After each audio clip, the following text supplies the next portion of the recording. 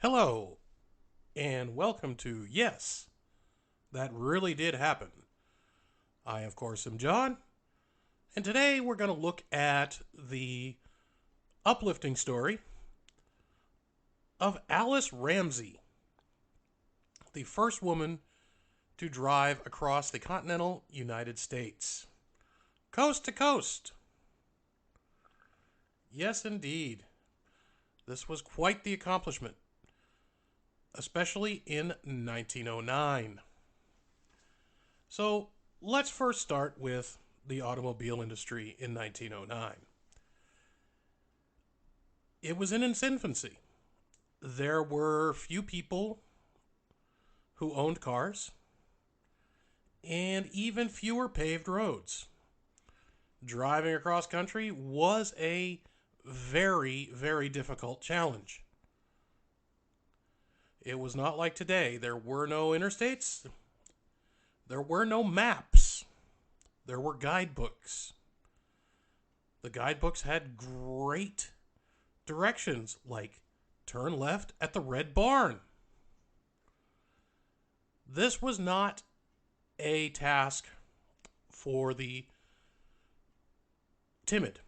This was not a task for people not looking for major adventure. This was a very difficult task. So let's talk a little bit about Alice here. Remember, the story's about Alice. Alice was the wife of a banker in Hackensack, New Jersey, named John Ramsey. He was also a congressman. And he was about 20 years her senior. She was about 20 years old when she got married. And she was out one day riding her horse and buggy, and her horse was startled by one of these newfangled cars that came out. This was in 1908. So her husband, being well off, thought that it would be safer for her to be out and about in an automobile. It would not be startled by an automobile like a horse would be.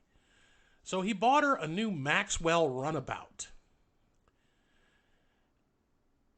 And being much younger than her husband, she had a little bit of quest for adventure in her soul. Despite having a 2-year-old at home, she put 6,000 miles on her car near Hackensack, New Jersey in the first year that she had it.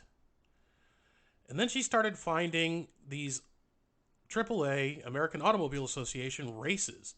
These were endurance races. And she was one of only 2 women to participate. And she would run these races and win these races. She was becoming very well known for these races. She ended up getting the attention of the Maxwell Motor Company. Okay? And they were thinking, what a publicity stunt. What a publicity stunt. So they decided to sponsor her to run their car across the country. Carl Kelsey, the Maxwell Motor Company's automotive marketing genius, who likened himself to P.T. Barnum, he had promotional shenanigans that were absolutely legendary. Driving company cars up the steps of a church, up the steps to City Hall, engaging in police chases to show how fast the Maxwells are. You can outrun the police in this car. Yes, it was a different time in 1909. One time he had a Maxwell run for 10,000 miles without turning the engine off to show how durable it was. So this guy, Kelsey, a bit of a snake oil salesman, but the Maxwells were generally pretty good cars. The Maxwell Motor Company eventually was bought by Walter P. Chrysler, and it began to bear his name rather than Maxwell, and that's where the Chryslers kind of came into being after Chrysler left Buick. So, but before all of that happened, Maxwell was a well-known automaker. So he approached her and said, no woman has completed a transcontinental trip. A couple of men had, but it really hadn't been doing all that much. And Alice was not real sure about whether or not she wanted to do this. She took 6-7 days to think about it. And then she agreed. And agreed to it and had a talk with her husband. Now, her husband, being much older than his wife, knew that she had this quest for adventure. And surprisingly progressive for the time, he decided not to interfere and to let her go off. This was very unusual for any type of high-profile marriage like this was at the time. But he was a pretty enlightened guy for the time period, and so he agreed to it. However, he did have a couple of requirements, and one was that she take with her his two sisters, who were much more conservative than Alice, as chaperones. He figured the sisters would keep Alice out of trouble. Well, then there was one other person, a neighbor, who was 19 years old, who Alice decided to bring along as well. And she was just a neighbor friend. And they took off on this grand adventure. Now, the P.T. Barnum of Maxwell Motor Cars, Buddy Carl here, he really made this big. This was big publicity. So on June 9th, 1909, in the pouring rain in New York City, a crowd of photographers gathered on Broadway to snap pictures of the automobile and 4 poncho-cloaked women within. The car was a dark green, 4-cylinder, 30 horsepower, 1909 Maxwell DA. A touring car with 2 bench seats and a removable roof. The woman in the driver's seat was 22-year-old Alice Ramsey. She was about 5 feet tall, slender. She kissed her husband goodbye, cranked the motor to start it, no electric start on this car, and drove off.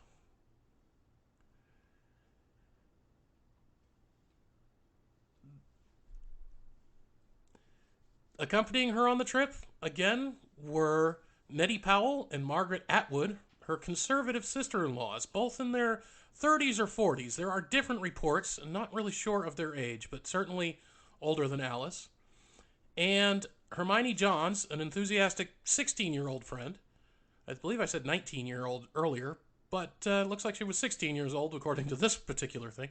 Again, the information on this is kind of sparse. There are all kinds of stories out there, and we'll get to that a bit. So just generally, teenage neighbor, 2 aunts in their 30s or 40s, and 2 sister-in-laws, I should say, not aunts. 2 sister-in-laws in their 30s and 40s, and 22-year-old Alice. They're taking off 3,000 miles across country.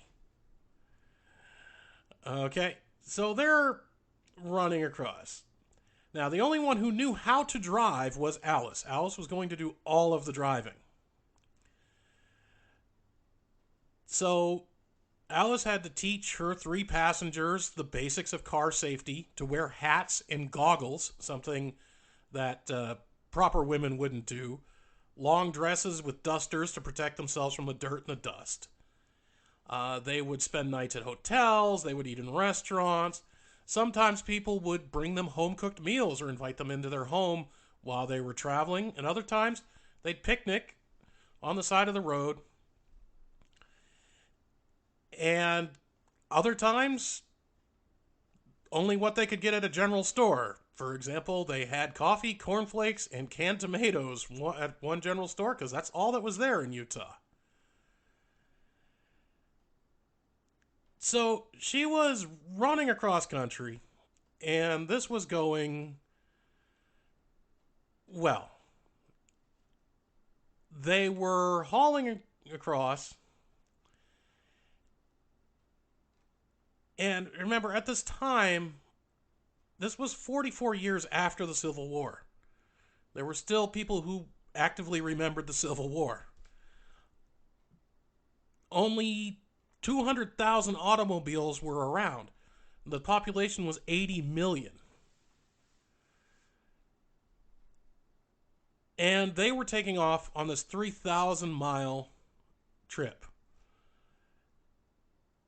There were only about 300 miles of paved roads at the time on this trip. The rest of the 3,000 miles was on dirt roads, mule trails, and just about the worst driving conditions you can possibly imagine.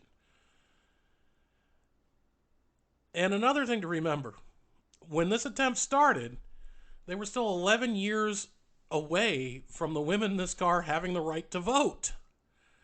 This was a monumental task.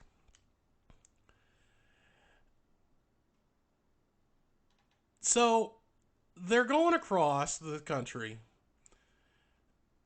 and they're having this grand adventure. Now, part of the idea behind this was that Alice and her passengers were going to conduct all of the maintenance, everything that had to do with the car, on their own, with no help from anybody. There were some times they got stuck and they needed a team of horses to pull them out. That was acceptable. Obviously, getting stuck was. But all the maintenance on the car was handled by Alice and her drivers. Or passengers, not her drivers. Wow. Okay, that one was bad. You know what? I'm not going to edit that out this time. I normally would, but I'm not going to edit that out. So they were running across country, and there were some problems. At one point, the car overheated. It overheated on the side of the road, and they didn't have any water in the car. There was, however, water in the ditch. However, they didn't have anything to pull that water up, except for her 2 sister-in-laws had their toiletry bags.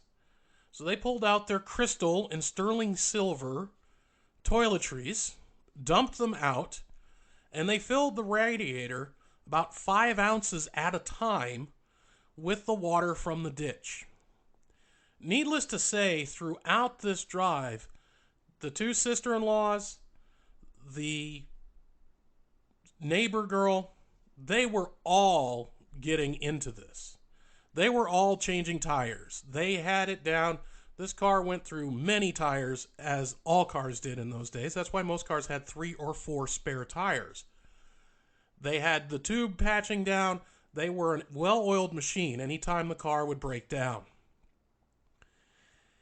There were some, because this was sponsored by Maxwell, there were some bonuses added along the way. The Carl would make sure that Maxwell dealers along the way would have spare parts, gasoline, tires, and other things that would make sure that they weren't held up. He always made sure there was an advanced team making sure there were enough parts to rebuild this car at any dealer. Mind you, Alice was doing the rebuilding, but she needed the parts.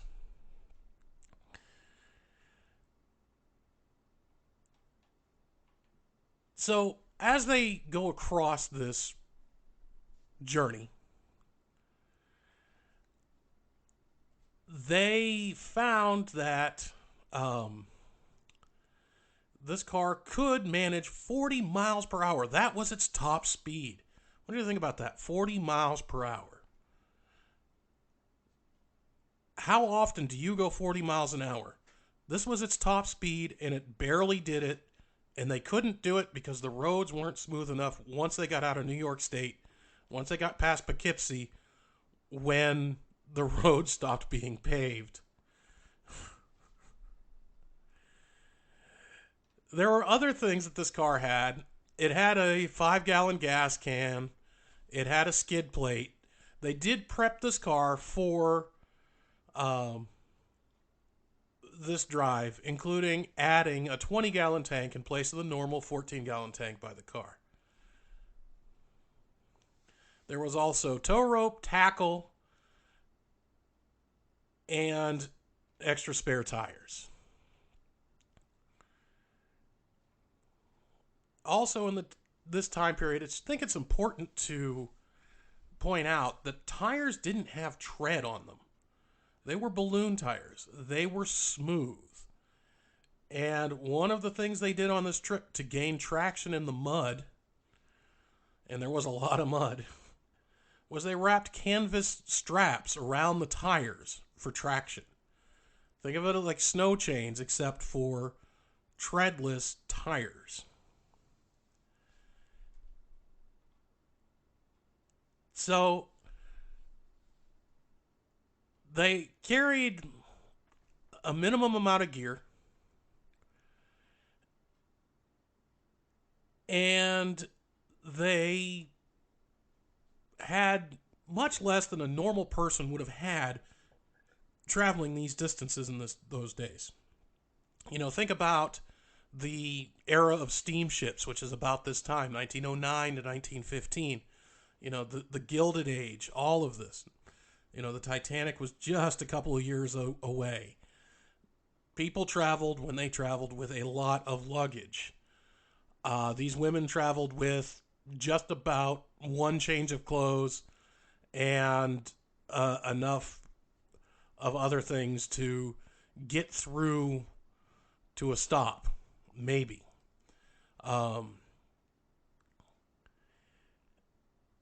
They also surprisingly had enough of things with them that when they would get into a town and the town would turn out to see them, they would have hats and other things to properly, as a proper woman would do in those days, display. So, to get across the country, again, you know, there's no GPS, obviously. Road maps were rudimentary at best. And there was this thing called the Automotive Blue Book. And this was a road guide, pre-maps. It was used by travels throughout North America. So, one of the guidebooks told people to turn at the yellow farmhouse. As I mentioned earlier, this is what we were going by. The guidebook said to get to this city, turn by the yellow farmhouse. Well, the farmer hated automobiles, found out that his house was in the book, so he painted his house another color so people wouldn't know to turn there.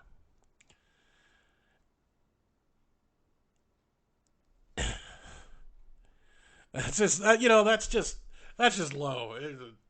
I really don't like these cars, and they're telling people to turn left at the yellow house. So what I'm going to do is I'm going to paint my house green so they end up on a dead-end road. Because that's what he did. I mean, that's just... it's just... Oh, my goodness. Wow, that is a new level of spite right there. Right. So, what did they do when the road book failed? Well, Alice and her riding partners, her passengers, decided that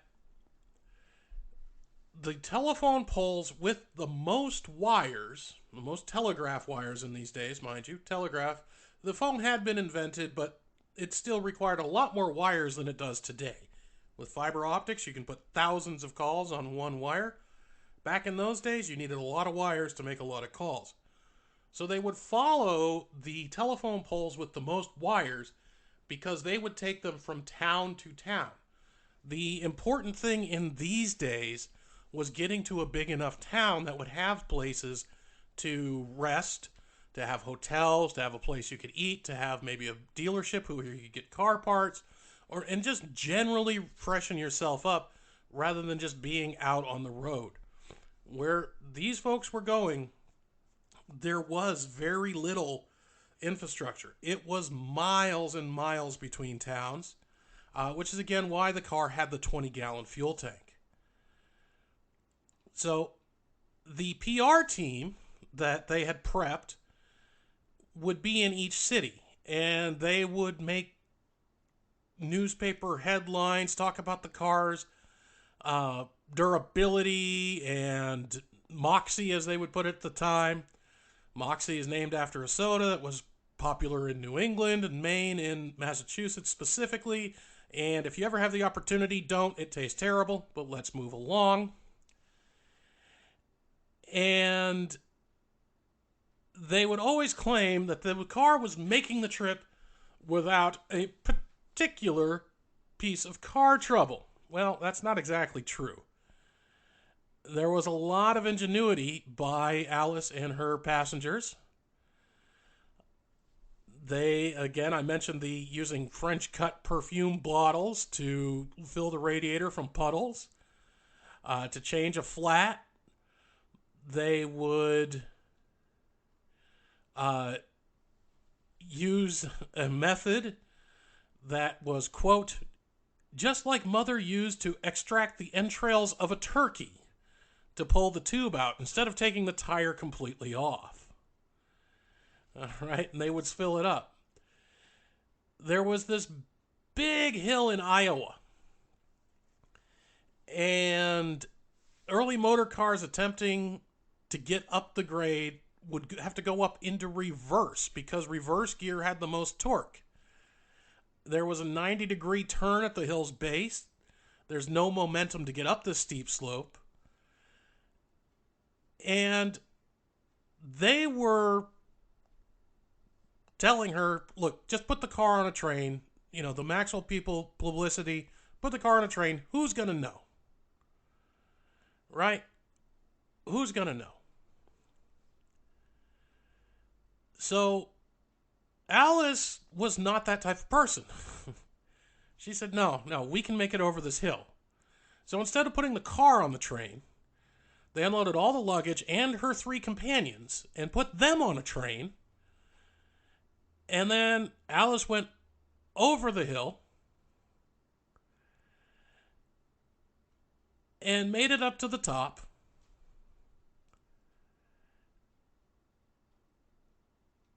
And then picked up her companions at the next train station. However, she did get stuck on the hill. And she did put the motor in low gear and started crawling it, and then used some of the winches and the ropes and the tow ropes to fashion an early style come along and winch the car up the hill as it's just sitting there idling up. It was incredible. It took 13 days just to get through Iowa. Okay, it was so muddy. And she had to stop and clean spark plugs.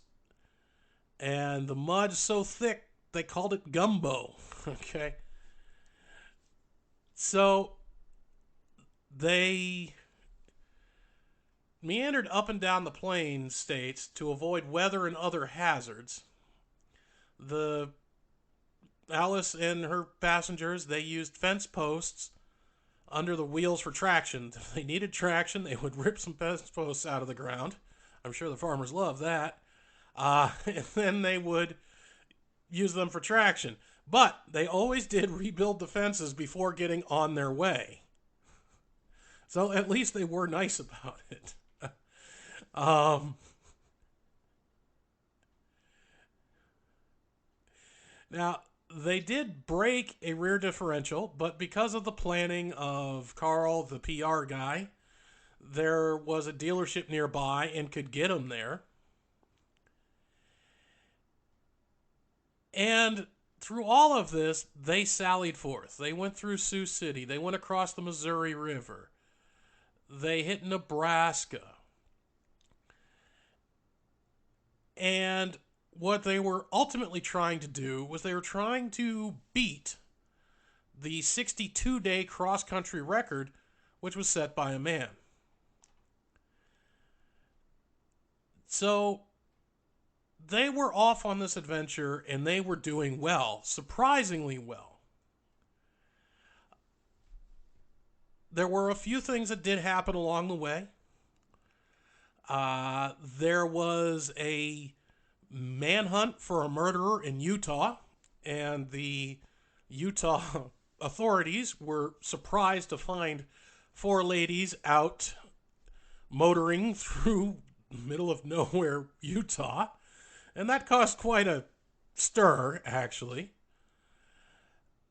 They would promote where they were going to show up so people could cheer them on, and people showed up by the hundreds and thousands to cheer them on. At one point, some woman was waiting at the side of the road in practically the middle of nowhere on her horse and buggy and cheered them on and said she'd been waiting 2 days for them to pass by and heard they were coming, and she just had to see that women could drive cars. It's just amazing stories like this, and it's amazing that this has not gotten the coverage that a lot of other things do. So throughout it all, and all of the problems, they did get there. And they got over the Sierra Nevada mountains, which in and of itself is an amazing feat at the time. They went through Lake Tahoe, and anybody who's been to Lake Tahoe, these are not small mountains. This is a big area. This is where the Donner Party got stuck. They ended up getting into Sacramento and then on to San Francisco. The closer they got to their final destination, a bunch of automobiles joined. They drove down Market Street to the Maxwell showroom in San Francisco, and the San Francisco Chronicle reported that they received a reception very few women had received. She had made history and had broken the record.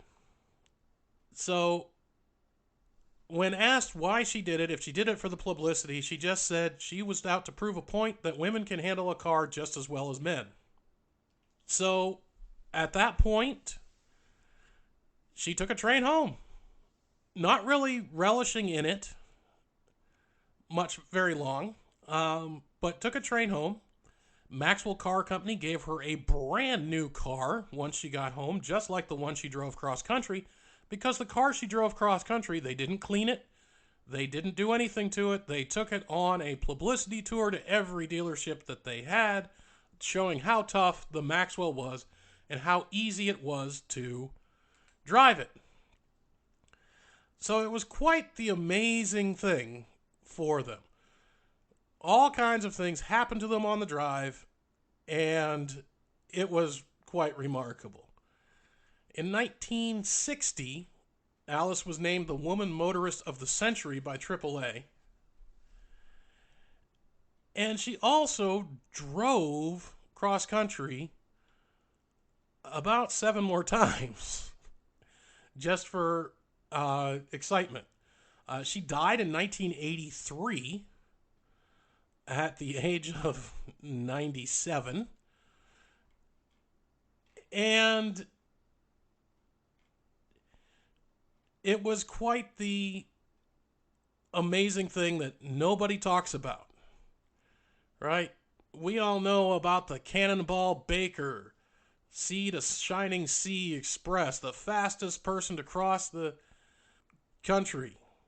Well, that didn't happen for several years after the uh, the Maxwell. Alice drove across country in 1909. Baker did not make his drive from Los Angeles to New York City until 1915. He did it in 11 days and 7 hours. Mind you, the record Alice broke was 62 days.